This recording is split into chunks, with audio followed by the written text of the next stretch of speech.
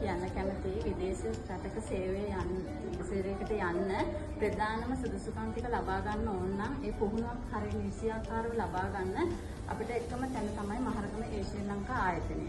අපි අද දින 36 කණ්ඩායමක් වශයෙන් පුහුණු වෙලා ඒකේ සර්ටිෆිකේට් එක ගන්න තමයි මම අද ඇවිත් ඉන්නේ. හරිම සතුටුයි.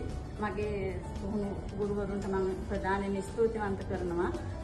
ඒ ස්තුතිවන්ත කරන අතර මට ලැබිච්ච සර්ටිෆිකේට් මම මොනවාද කියලා ඕගොල්ලන්ට පැහැදිලි කරලා කියන්නම්. ඒ කියන අතරතුර මම මේ සර්ටිෆිකේට් එක පෙන්නන්නම්.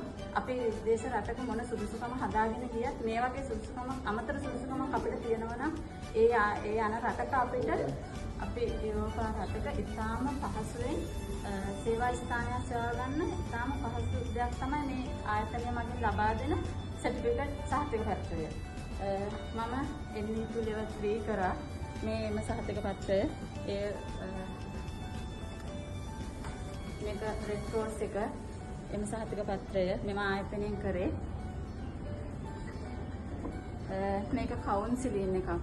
මේකත් ශ්‍රී ලංකා මහරගම ආයතනයෙන් මම කරපු කෝස් එකක්.